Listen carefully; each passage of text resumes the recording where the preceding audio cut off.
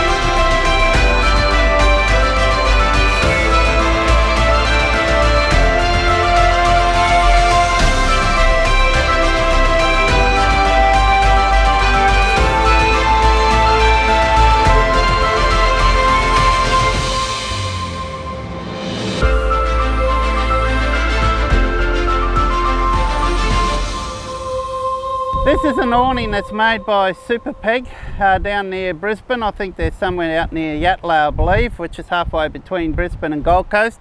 I could be wrong, not too sure. Basically, it's a 270-degree awning. Now, it's made of good quality Australian canvas, so it's heavy duty, and the poles are also made from Super Peg. So these are made for Drifta, so this particular one you purchase from Drifta. It's a bit windy today, so I'm going to get some help just to hold on to this. So it's a good idea when you set these up to have some helpers. Now if I had this turned around the other way, so the wind is coming from you behind you in the camera. So if I turn this around the other way, I'd have no problem setting this up on my own because the wind's blowing this way. But otherwise, if I set it up this way, this whole thing is just going to act like a sailcloth. So it's really important you get someone to hold down these poles. Now the only reason I've done that because I've got my rooftop tent up there and I don't want it to be facing the elements, so I prefer, and I've got two walls for this, so I'll show you how I use that. So the two walls, I can use them to block the wind off as well. So I'll grab the camera and I'll give you a close-up look at this. See the way I've got it mounted to my vehicle. So that's the awning brackets that came with it. So it's fairly aerodynamic. Now this particular awning, it's a bit thicker at the front here. It's because it's got a valance, I think it's called it. So there's two types you can get on these. There's one with the valance and one without it. They come with these extra straps that I'll show you. I'll just unzip this. Now you see these straps just fell out the back there. I don't know if you can see that. So this, what I do first is I'll go and hook this onto the rails, on my roof rack rails on the other side, and then this hook here then hooks onto the pole, the far end of the pole, and then you pull that and that just tightens the whole awning up. And you want to get it fairly tight with these as well. So we'll go around and hook that up shortly, but before I do that, just want to flick this over.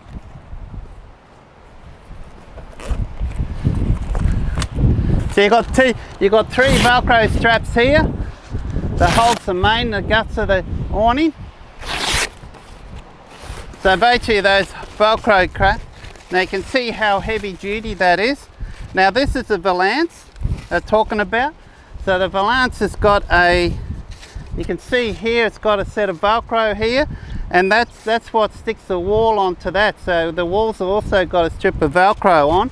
Another nice little feature, you see this here? This wasn't standard. I don't know if they come with it. This is like a little bracket that Drifta makes, and I find it perfect for holding the poles together.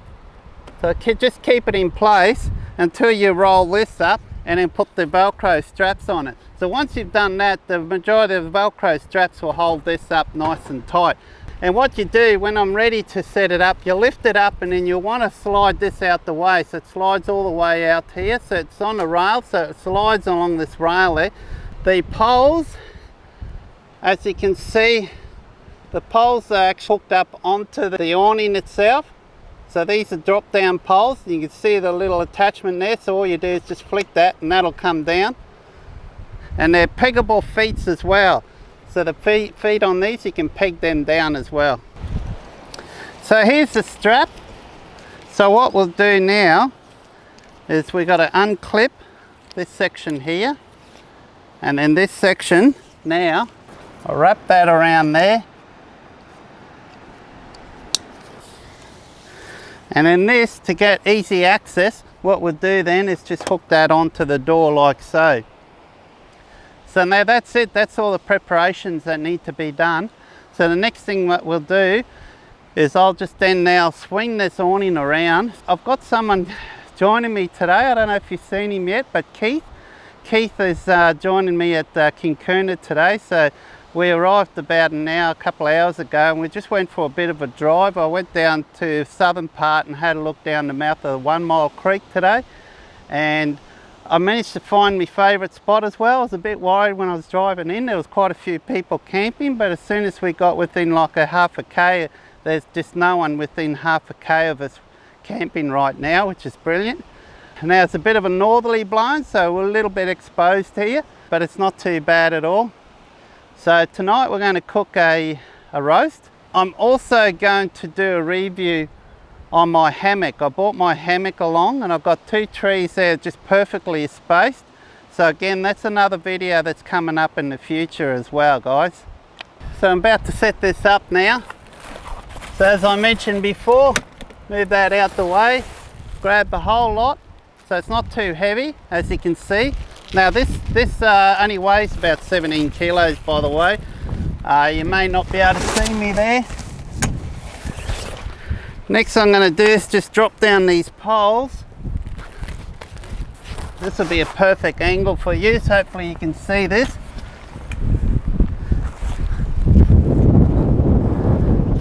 Okay. So when the wind is blowing like this, it's advisable to have someone help you.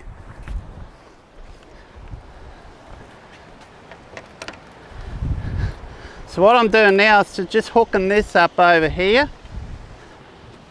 Now I'm just pulling that tight.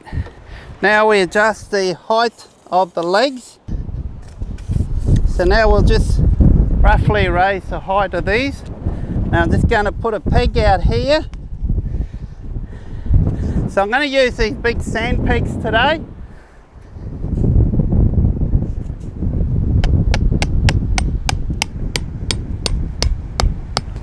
And I've got some Oz tent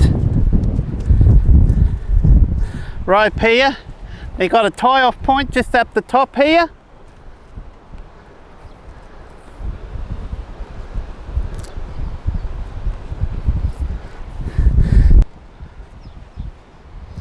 I've never set it up when it's blowing this strong before. So I'll just get another peg over this side.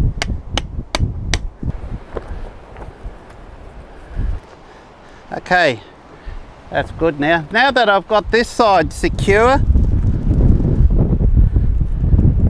I'm quite safe now. That's not going to go anywhere. So what I'll do is I'll grab another, thanks. I'm going to grab, that's Keith by the way. I like using these big sand pegs. I've got some there that are even bigger than this, but I think I'm going to save them for, probably need them for the walls. Peg bag. Peg bag. Oh yeah. Bag. Yeah, I know. I need another drifter bag for these pegs here. Yeah. I've got some pegs in here in a shopping bag.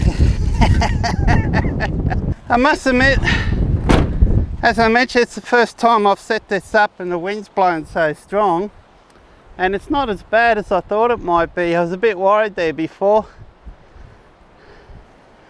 But I think as long as you got someone holding that side where the breeze is, you won't have a problem.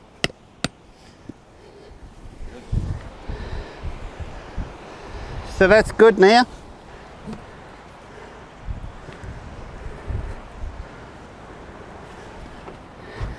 So you want to tension these fairly tight.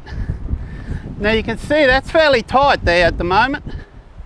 So I've got that real rigid.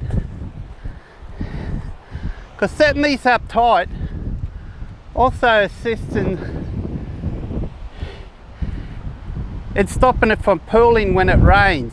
So it's really important when it rains. I generally raise this pole up, I'll drop that one down a tad, and then I'll drop those two down a bit more, and then the water just runs straight off. So the next thing I'm doing, because the breeze is coming this way, I think I'm going to set up,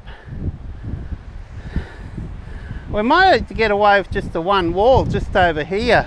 This wind is going to drop down late this afternoon, so, and it's not blowing as hard as it normally does. Usually here at Kincuna we get a strong southeasterly blowing which comes from that direction, but today it's a northerly blowing. We'll set up a wall on this side here. Okay guys, so the walls are stored in this Drifta bag. So I've got two walls here. Now you can buy a kit that comes with two walls, or you can buy it singly as well. Like I said, they've got Velcro on them, so they join together by Velcro. One day I wouldn't mind buying a third wall. I think these are ideal to have 3 walls on here. You can even go as much as 4 walls, which it really encloses it in. And it's amazing how dark it makes it on here. Even if you're putting the 2 walls up, it's amazing on that section how dark it is, because this is such heavy duty.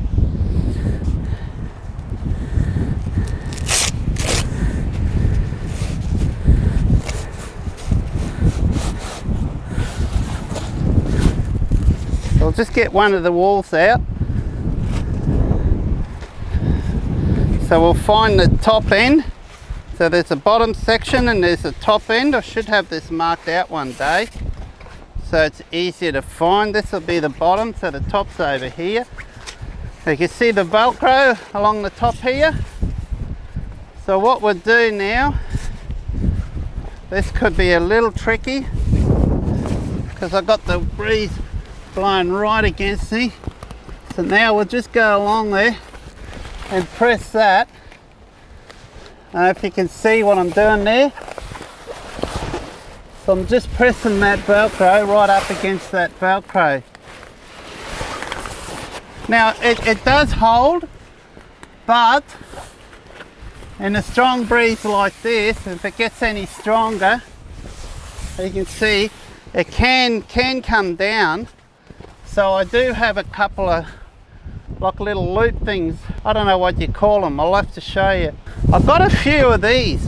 Again, they're supplied by Drifta. I'm not too sure what they're called, but you can see there's elastic and there's a ball on there. So these are a good idea to use up on the corners, because otherwise the wind can blow this down. So they've got some eyelets over here.